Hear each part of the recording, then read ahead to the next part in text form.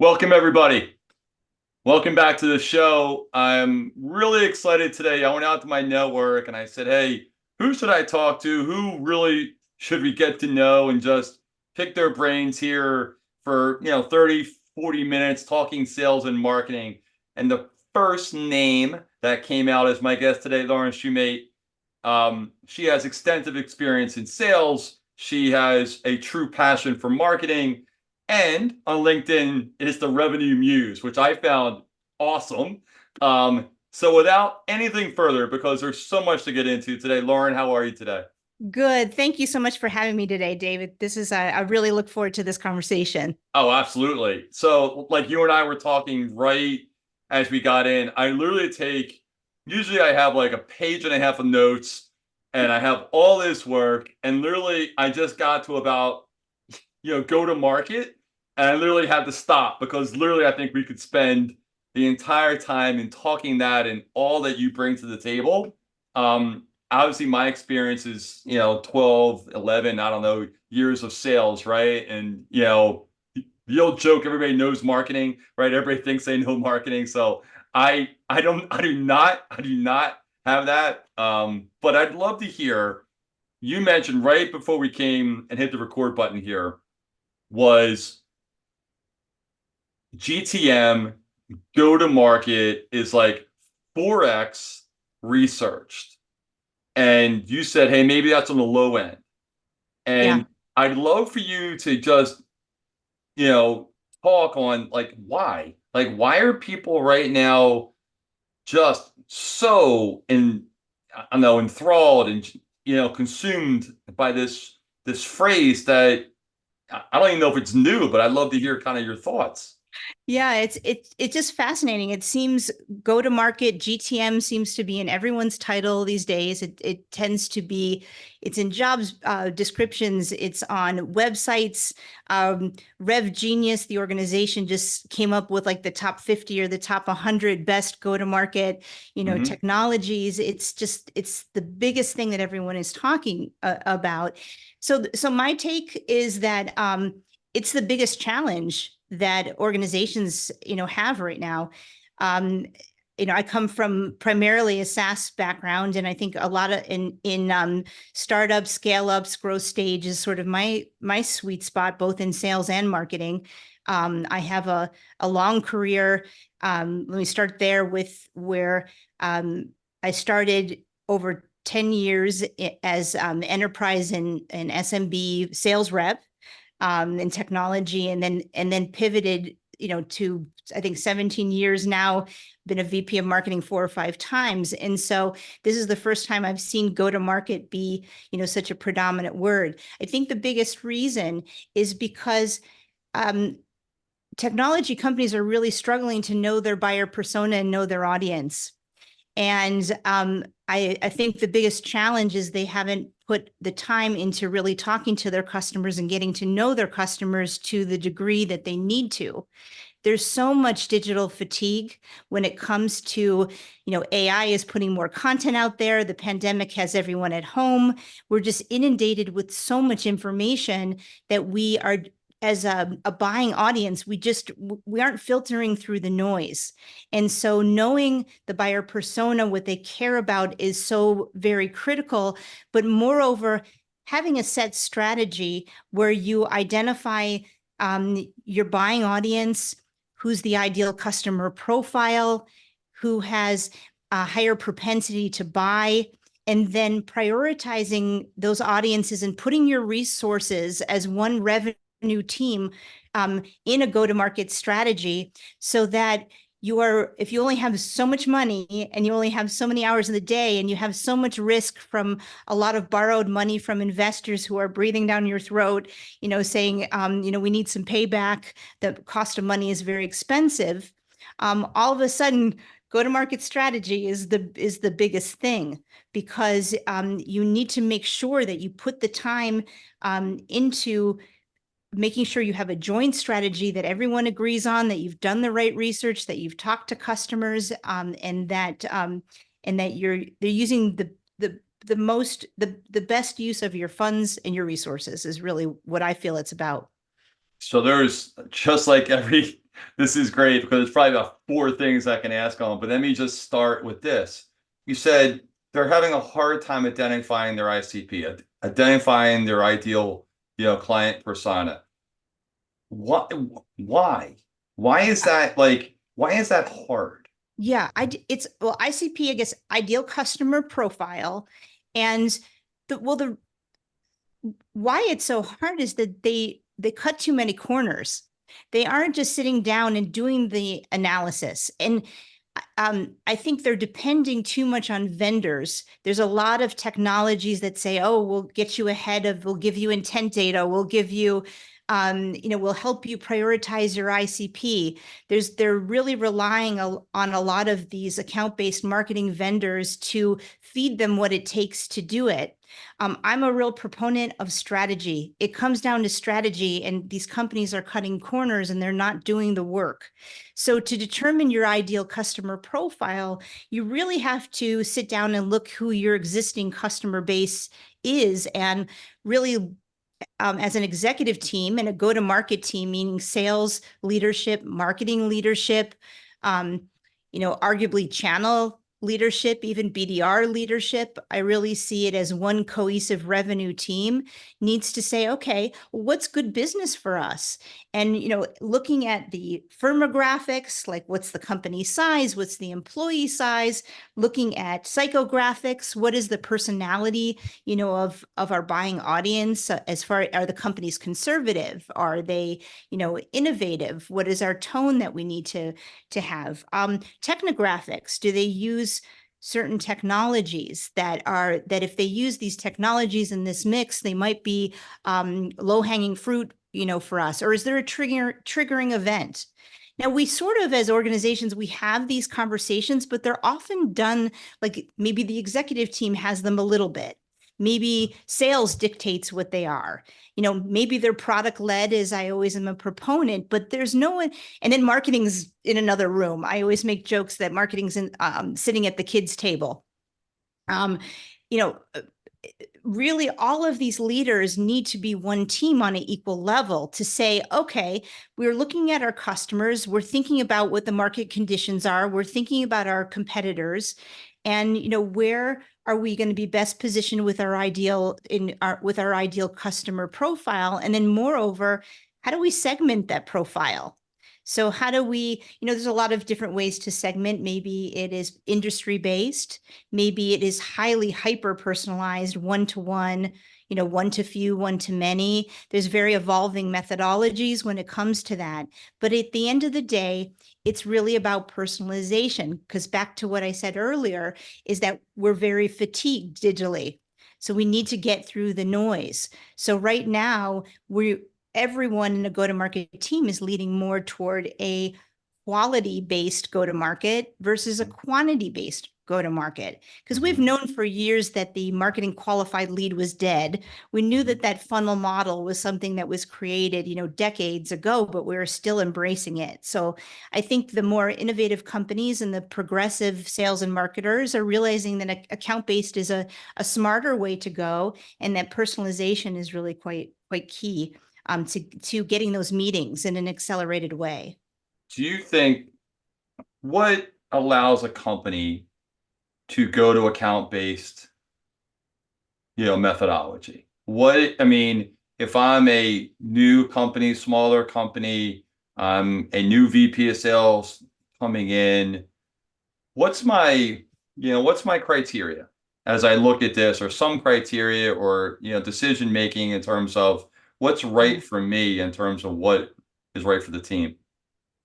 Yeah, it is not for the faint of heart. Let me put that out there. And I Yep. will say that I'm a real proponent to simplicity. And in my consulting business, and I've done account-based marketing with technology probably 5 or 6 times. I just happen to have a pretty good depth, in the area. I was doing, I think a lot of marketers were doing account-based marketing before these technologies, exist and still can. But it's not for the faint of heart. So let me break down a few things. Mm-hmm. Being account-based, again, the strategy of the backbone of the go-to-market is really as I had just mentioned. The the ideal customer profile, again, technology or not, that has to be done. How do you segment? How those that's the backbone no matter what. And that is not an easy thing. You have to align, you have to look at your data, you have to have good enough data to your business might be evolving where what you sold in the past is not what you want for the future. You have to look at the competitive pressures. So a big part of that is strategy. Number two is operations and process.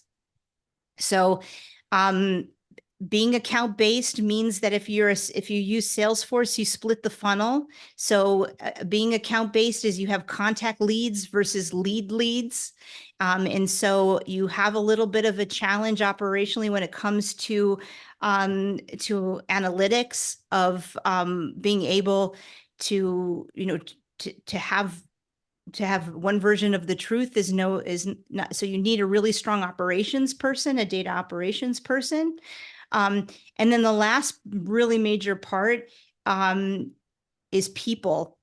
So I always tell my marketing teams that the marketing is the easy part. It's the people that is the challenging part. And the biggest thing, and this is maybe a good direction for our conversation, is I think how revenue teams, sales and marketing communicate is really quite key to a successful account-based strategy, because you have to work together in order to be a coordinated team to make sure that you are marching to the beat of the same drum in the same direction. The challenge is that marketers have become quite technologists. We're almost like IT people, really. Mm-hmm. We've been forced to use marketing automation. We've been forced to use a lot of different technologies, through the years, and it's more commonplace, to us. Sales has been, very similar for a long time. It's about selling to people. We have maybe Zoom info. We have, different ways to make, with Zoom to make meetings virtual. But the mechanics to looking at data-driven insights and the way marketing does, changes a lot of things. So communication, I think, is quite the backbone. Having to work together. Again, I was a sales rep for over 10 years. Sales folks tend to work fairly independently. Often they'll have a sales engineer that maybe they partner with, but really having more of a cohesive team is something not every sales rep is ready for or comfortable with. Mm-hmm. And also sales is usually more accustomed to marketing just handing over leads. And account-based marketing doesn't really quite work that way. It's a very big paradigm shift, and it requires a lot of trust and faith in the process because it's so very different.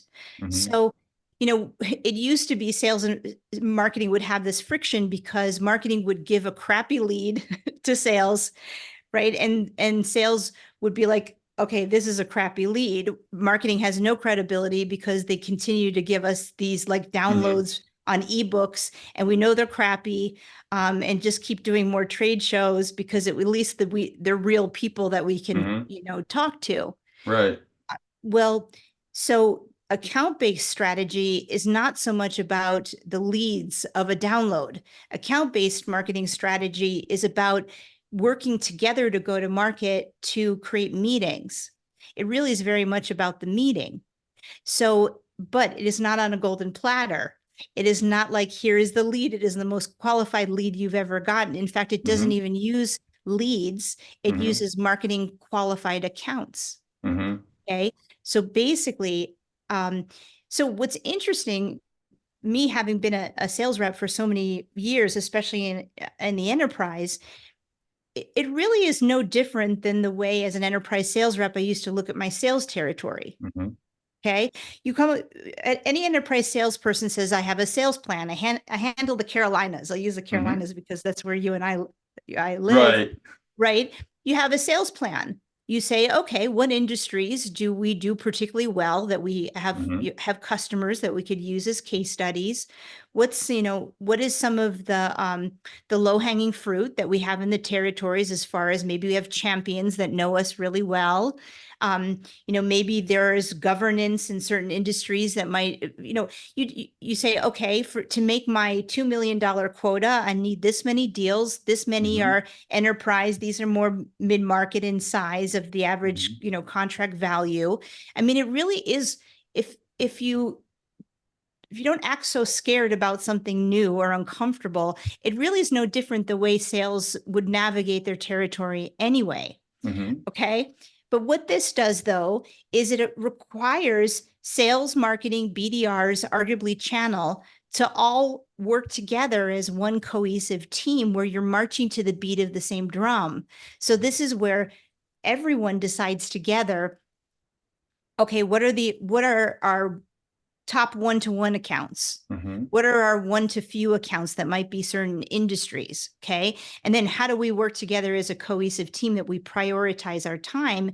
We do, maybe the BDR does research, and the BDR does looks into who the buying group might be in the account. Okay. Maybe the sales rep is looking into the executive team and looking at their 10K, reading their 10K reports. Okay. Maybe marketing is doing a personalized landing page and a personalized nurture campaign to provide air cover.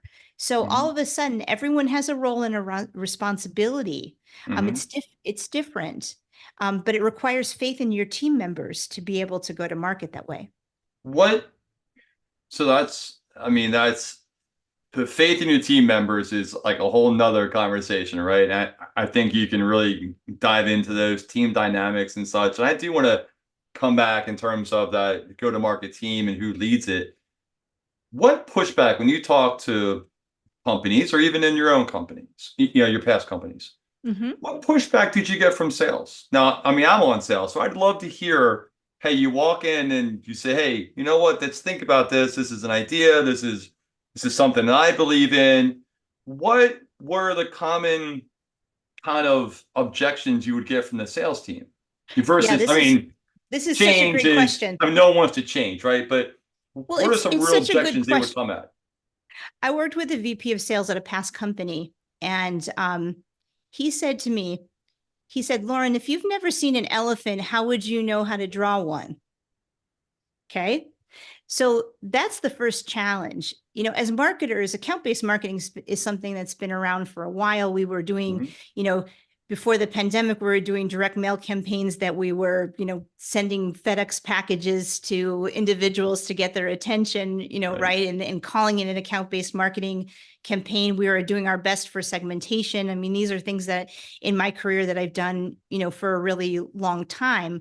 But the data-driven insights, and I haven't even talked about the intent data, yet, but the data-driven insights and the precision of the roles and responsibilities of a go-to-market team for account-based marketing is just, it's a different elephant. And so when the VP of sales said to me, they've never drawn an elephant, how do you know, how to draw one? And one of the biggest challenges, Dave, in marketing is that in our heads, we want to go from 0 to 100 really fast. We want just, especially the hyper growth, technology companies that I've worked for. And I've, in the past, I've been criticized for this, as well, as we want to just push our foot down on the accelerator because we have goals to meet, and everyone get on board and do what we say and just cooperate, for God's sakes. And we forget that if these sales teams, and even executive leadership, arguably, or investors do not know how account-based marketing, account-based execution, goes, we can't just drag them behind our car, right? And so what I always, when I talk to my teams and leading these account-based marketing, strategies, or the companies that I consult, I say, listen, we need to really train, and we need to go from, 0 to 10%, 10 to 30%, depending on the environment. I've had, in some implementations, I've had sales teams that are totally on board and I can't wait. And this is how we operate anyway, especially the more enterprise Hmm. account reps. I think, again, to my example earlier, writing a sales plan is not unusual. Hmm. Um, but I will say that if you if you're a sales rep that has not really been in the loop as far as all the technology that can be used and all of the new structures and the new ways of doing things, or you don't have quite the growth mindset that you need to, because you've been doing the same thing for most of your career, as can be the case, then it becomes a real challenge. Then it Yeah. becomes a real challenge. It also is very different goals, and arguably in the most progressive of environments that I've led, you've got joint goals that drive behavior and you've got joint compensation. Mm. We have compensated marketing teams and BDR teams, and we have, instead of saying, okay, marketing, what have you done for me lately? And hey, BDRs, how many meetings have you Hmm. set? You make a joint goal for meetings and opportunities as a team, and you have accelerators to different teams for compensation if they work together. And I'll tell you what, maybe it should have been that way from the first place. Hmm. Maybe we've been doing it wrong, for a long time. The compensation thing is interesting to me, right? I mean, when I was in recruiting, I had a lot of different clients, ranging from Fortune 500 to your mom and pop, all in between. And I remember there were a few. Now this is a little bit different, but it speaks to it. It was it was an ESOP, um, Mhm. and they were all like shareholders. They're all partners, in terms of the organization. I love the idea of that. I love Yeah, the idea of, you know, in terms of compensation being tied all yeah, together. Now you have some different, I'm not a, compensation expert, but me either. the concept I like. Now, the one thing I did want to ask here is maybe, and you tell me from your experience if this is new or not. I always grew up, hey, there's VP of sales, there's VP of marketing, they kind of go into the CEO, and here we are, right? Mhm. Now I Mhm. see more like the chief revenue officer who has a VP of marketing and a VP of sales, and like you said, maybe a channel and so forth. It seems to be, if I look at CROs out there, Mhm. it seems they come from sales. It seems that it comes right up. Yeah, So now I have somebody leading yeah, who instinctively has a bias, if you will, from yes, one or the other. Have you yeah. seen that, or am I, This is a slightly off great on that? topic. Yes, I have seen that, and I definitely have some opinions to it. I think you're absolutely right. Well, there's a few things. I mean, um, I think that the CRO has sprung from the recognizing that sales and marketing need to work together better. Sure. Okay. And if that's the case, that's not necessarily a bad thing. The problem is that, well, the thing is, to your point, I don't know if a lot of CROs come up the ranks from sales and they don't have the depth, of marketing. And granted, they go and hire a VP of marketing Hmm. and they have, someone pretty sharp that can navigate the thing. But I think sometimes I'm not necessarily the biggest fan of the CRO position, only because I do think that they do tend to be more sales focused, and Hmm. marketing gets misunderstood. But moreover, it further pushes the head of marketing down away from the boardroom. And I think that there is a big problem in marketing leadership that already existed. I wrote an article, again, I referred to it. It's like, I would never know as a head of marketing whether I was at the adult table or the kids table for a board meeting. I mean, this is not just one company, it's multiple companies. It's like, everyone wants to know from the sales leader, like, are you making your numbers? Are you, Hmm. everyone, wants to hear from the horse's mouth, Hmm. but arguably, especially with the go-to-market strategy of being more account-based execution, arguably the marketer should be the backbone of the go-to-market strategy. All of the areas of marketing, I mean, marketing is so vast. I think probably most sales leaders don't even understand marketing. I love that I can be a translator, because when I was in sales, I didn't understand marketing either. I'm not going to lie. I had a marketing degree, but I really thought marketing was something very different than it is. I mean, marketing, arguably, product marketing is the backbone of any go-to-market strategy. It is the one part of marketing that startups, scale-ups are not hiring for early enough, in my opinion. So product marketing, brand marketing. Brand marketing is one of the most important functions in this world today. It is the number one thing that CEOs don't care about and think is not relevant. But honestly, how do you get through the noise to get attention? It's what you stand for in your brand and what you look like, and that recognition that is going to be more important than ever.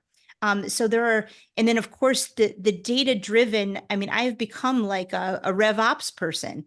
I have, while I definitely would not want to do that job on a daily basis of marketing or sales ops. Conceptually, I understand the complexities, and I've led, that function, as well as BDR teams. I've led at my last few companies, and there is so many different moving parts of data-driven things that marketing leaders have had to have responsibility as part of this go-to-market. So yes, that is something that is maybe a little bit concerning, is that marketers are getting further away from the boardroom. We're losing our voice. We're losing our credibility quite a bit, I believe, because this paradigm shift is something that we need buy-in, and it takes a little bit of time to get everyone on board. It takes a little bit of time to, account-based marketing strategies, and that are really about accelerating sales cycle. I mean, when they're done right, they can, you can create exponentially more meetings. You can create faster opportunities in pipeline, and shorten sales cycles, and all around it is just a much better strategy. But this is the single biggest problem that I see, Dave, is that companies, if they don't have a good go-to-market strategy of the prioritization, they often want marketers to and sales teams to start focusing companies who are strangers first. Okay, so what they do is they pivot. So everyone's always pivoting because they don't have a good aligned strategy.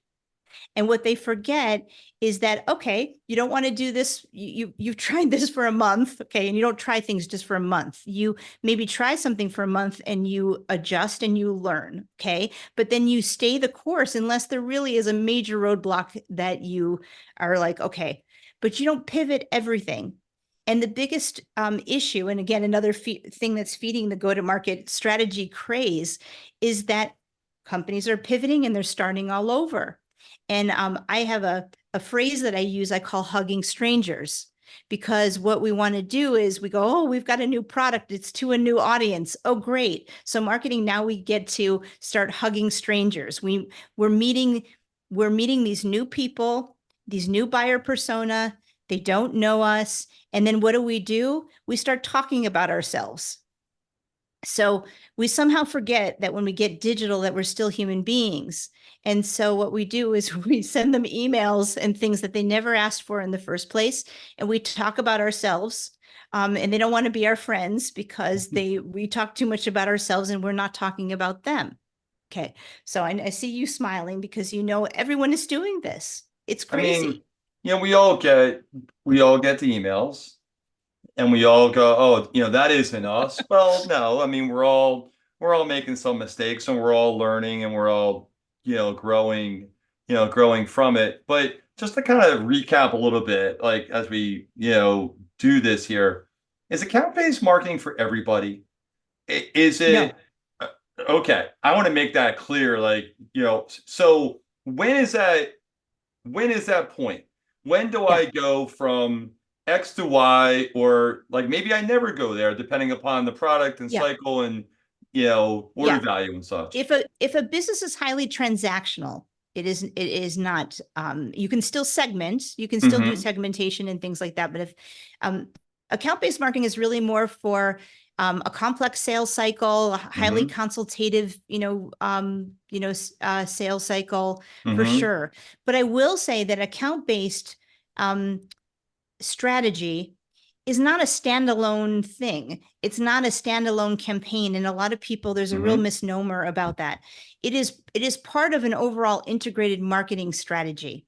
Okay. Mm-hmm. So you might have, you know, 10 to 50 accounts that are one-to-one. You might have a Mm-hmm. few hundred maybe that are one-to-few, Mm-hmm. maybe hundreds that are one-to-many as you tier Mm-hmm. your very account-based, marketing where you're giving more personalized landing pages, maybe, Mm-hmm. an industry landing page to an industry group. Mm-hmm. But the thousands or the tens of thousands, that's Mm-hmm. still using more traditional, nurturing. Mm-hmm. Okay. The account-based marketing is just is part of the overall strategy to get more focus to, again, your ideal customer profile that that you're going to have a higher propensity to buy. Mm-hmm. You want to know whether they're in market, or not. You want to know, is it demand capture? Is it demand creation? And where are they sitting in the buyer journey? We haven't talked about that enough, and I won't have time to go into detail. But what I will say is that the big craze around these technologies, these account-based marketing technologies and intent-based technologies, are all about wanting to identify through intent signals in the dark web. We know that everyone is searching and researching before they ever pick up the phone or fill out a form, Mm-hmm. to talk to us. Mm-hmm. So there are these magical, technologies from a land far away that give you all this intelligence and crystal balls and magic beans, that allow you to better prioritize your ICP. Okay. Now, I make jokes because they are looked upon as a savior to everyone right now who is worried about revenue. And I will say I've used them several times. I've used just about every brand name in the industry. But what I will say is that if you do not know your business, they will not work for you. Mm-hmm. They're only as good as how well your strategy is, how your people get along with each other, and how they communicate, how important marketing and sales is on an equal level within your organization, and how well you have buy-in from your overall executive team and CEO to get it done. It really, my biggest advice is you got to start with the strategy and technology later where it makes sense. And if you know your business, there are technologies that I would recommend that actually can help you make better decisions. But no matter what, you got to always be human, and you've got to always take Yeah. that intelligence as you would with any AI solution. You take it for what it's worth based on your knowledge as a human being, and you go from there. Yeah, that's a good point. Now I'm going to ask you to do something here because there is a topic I do want to get to at the end that we have not talked about that I definitely want to hear your your speak. I'm not letting you get off without hitting you at the topic at the end. But could you give me the 1 minute version? And when we have you back, I say me, we'll plan. I'd love to come back and And talk about like three topics that we didn't get to, right? yeah, But absolutely. Count me in. Count me in. there you go. But is there like a 1 minute version you can give me? The other thing I always hear about is the buyer journey, Mm. right? And it's like, okay, conceptually, I understand there's a buyer in the journey, and I go through the process, and I get to like the sell and close one. Okay, got it, understand it. That's about at a very high level in a short as best you can. Because I know we're a little small on time. How could you define that for somebody who's just looking at this going, okay, I hear buyer journey, but what is that? Like really? Yeah, the buyer journey is so important, and it really starts with talking to your customers. Again, we go back to the beginning of this conversation, is like, did you talk to your customers and understand how did they find you? What was their business problem? What were they needing? How did they find you? And then ultimately, at what point did they decide they wanted to talk to you? And then who was involved? And they're saying that there's at least 8 people in a buying group to make a complex, decision. And then, so that is the buyer journey. And forever we used to think about it as being extremely linear, and there's nothing linear to it. And, it's funny too, because I mean, Google was talking about this dark funnel in their own words. I mean, 10 years ago, where they said that there was 24 touch points before someone's, surfaced to talk to you. Again, people are researching more, more than ever. Well, now it's, I don't, God knows how many touch points it is, because we're really, especially the pandemic, I think really made us put us more in seclusion. No one wants to talk to anyone. And it'll be interesting as we think about our roles as far as what AI will do in the future, because I think buyers and less and less want to be self-serve, want to get the information before they ever talk to you. So when it comes to, when you talk about the buyer journey, buyer journey mapping is really, really important. And it is something, and by the way, I have all these free templates as part of my go-to-market, the Revenue Muse go-to-market consultancy. I give free templates to empower marketers, because so many are having a really hard time because they don't know how to go about this. And it really is the backbone of the strategy. But I run workshops with cross-functional teams to go, okay, what is the buyer journey for these different titles of your buyers and the buying group? Like, how does, what was their business problem? What were they thinking about? Or maybe they weren't. And so that's another thing with technology. You've got those buyers of I've heard the 3% rule. Now I'm hearing it's the 5% rule are in market. Well, those in-market buyers, you want to know who they are, but you're also a little bit at risk that they may have found another solution, or they have a vision. I mean, as a sales guy, it's always dangerous if someone else has set a vision for your prospect, because you have to reinvent that vision, right? But there's another 95% of the market that you need to be able to get there early enough, or find out where they are in the process. And you need the right content at the right time to the right audience, with the right measurement. You need all of those things to be able to get that person in your funnel by meeting them where they are, and using content and ads, emails, white papers, videos. I mean, there's in the omni-channel strategy to bring them down funnel, and eventually get them to talk to you and fill out a contact us or schedule a demo or what have you. And that is the biggest challenge right now, because we're so desperate for pipeline that, again, we're hugging strangers instead of really being calculated to meet our audience where they are, not where we are, where they are, and coming up with the right content. And so the buyer journey mapping is really critical to be able to determine what kind of content do you need and when do you use it. And that's why marketing is really hard.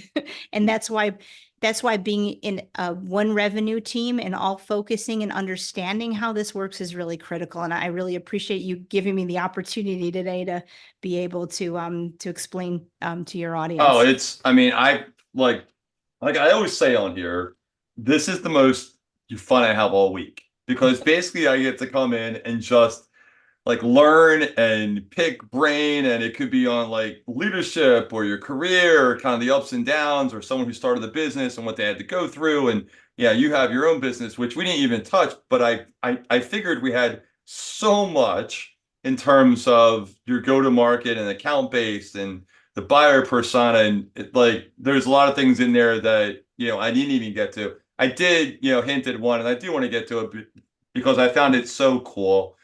You were part of a women's group that really brings together here in the Triangle, right in the Raleigh area. I looked at everybody you tagged in one of your posts, and I was like, oh my God, these people are phenomenal in their backgrounds and their careers, right?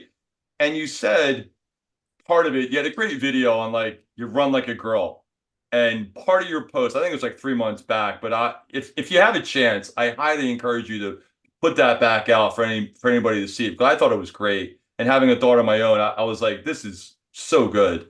But you also had a quote. I want to make sure I get it right. And it says, early female professionals to use your voice. What's that mean? Yeah, it's this is could be a whole podcast I'm by sure. itself, my friend. So I think this is a topic I'm very passionate Mhm. about, because I think we forget in our society that we raise boys and girls differently. No matter how hard we try to make them equal, they're just different. I know in my households, too. I know how I was raised too, having a younger brother, but Mhm. we tend to raise boys like they allowing them to be wild and them to be run around and be crazy, and we tend to raise girls to behave themselves and to be polite. And what happens is the majority of leadership, traditionally, especially Mhm. in tech, has been men. And a lot of times when women enter the workforce, and as we rise in our careers, as I did kind of in a very lonely state at my age, because I've been in the business world for a long time, we I think that sometimes in the business world we forget that there's a lack of inclusivity, and that a lot of women are not comfortable bringing our voice to the table, because we were taught too much to be polite and behave Mhm. ourselves. And Mhm. sometimes we communicate in ways that are misunderstood, um, and and are challenged to navigate. I still even do. So I'm an avid mentor, both men and women, but really majority of women. It's something that is near and dear to me, because on all male sales teams, in all male executive teams and boardrooms that I've had most of my career, I've been very fortunate. But it is very challenging, and especially for the next generation, if they don't know what to expect. And Mhm. so I've always felt that if I could pave a way to be someone to confide in, to someone to be vulnerable with, someone to uh, to call and cry. I get those phone calls, too. And I actually have certifications as a holistic counselor, because I needed to learn more, not only for myself, but to help people Mhm. in their careers. And there's a delicate balance when you're the other. There's a delicate balance of where you don't compromise so much of yourself that you're not even yourself, Mhm. anymore. That is Mhm. always something that I really struggled. So I love getting together with female leaders in the triangle. I've been myself and others have corralled them as kind of a support group to talk about our own journeys and Mhm. celebrate our successes, being a minority, but moreover, embracing the new generation of leadership amongst women that makes us, so very proud. I Mhm. think, Dave, for our generation of our teenagers, I'm extremely hopeful. I think they have a very different attitude as far as the world works, and I think they're much more courageous, I think, Oh yeah. than my Oh yeah. generation, or even the generation younger than myself. But it's oh, I could talk for hours. It's just one of the things I'm most proud, and Mhm. really I think that will be my legacy.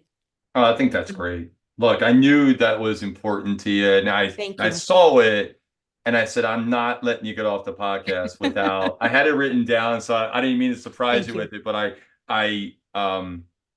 I had it written down, and I thought what you put out, like in a few of the posts, and talking about your daughter was on there and her developmental stage of being a freshman, and I've seen my daughter go from freshman all the way up, and now I'm about ready to send her off into off into the big scary land of college, which I know is not too. I mean, we're not going across country here or anything, but still, it's a different phase. And I always wonder, hey, what? I guess I wonder in her voice, maybe not in the business sense where she's going to end up, she's looking at a different profession, but there is a voice, and also just in life, right? Hey, Yeah. this is it. Like there's some stat out there that I think like 90% of your time with your kids is up till 18, and then past then you're about 10%. So you've done like a whole lot of that, like guiding in the right direction thing. Yeah.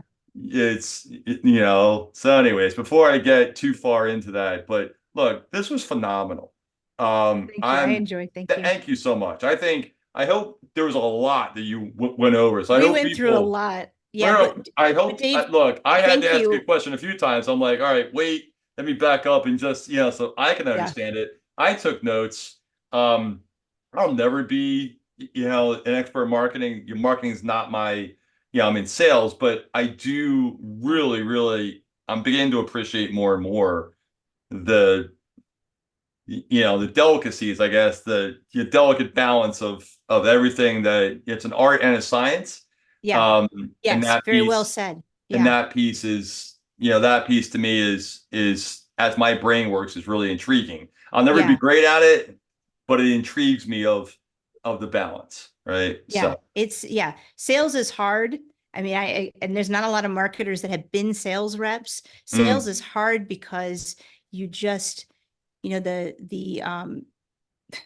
know, having to hold a quota and be responsible for it and being the hero 1 minute and And feeling the go to next, you mean that thing? well, Yeah. they say hero to zero, zero to Zero to hero. I zero, and mean, we all laugh in sales and we go, all right, I mean, we're on a, where I'm at, it's a monthly or a quarterly, whatever it is. On yeah. day one, on July 1, Oh, yeah. the entire sales team across the world is at zero, Yeah. right? Oh, yeah. And that's it. And then, here we go again, right? So, and I'm pretty sure I said delicacies like it's some sort of like food, probably not the word, right? So I'm just gonna, if anybody listening, yes, I know I made a mistake. So, It but sounded good. Loren, Sounded thank you good. so much. Like Thank you. it's been an absolute pleasure. We will do this again. We're going to Yes. look at some different topics to get into in terms of executive leadership teams and kind of, the marketing and I'm sure there's about 8 topics I can, Oh, just research oh, and get into, but it's been a pleasure. So thank you so much for joining. thank you. And Dave, thank you for letting me use my voice. I appreciate No, that. absolutely. Your voice is one where like there's a lot in there that we could go over, but thank you so much. So for everybody, I hope you enjoyed it. Right, we went a little bit long, but there's so much there. Have a great week. We're back next week. Stay safe and take care, guys. Bye Thank bye. you.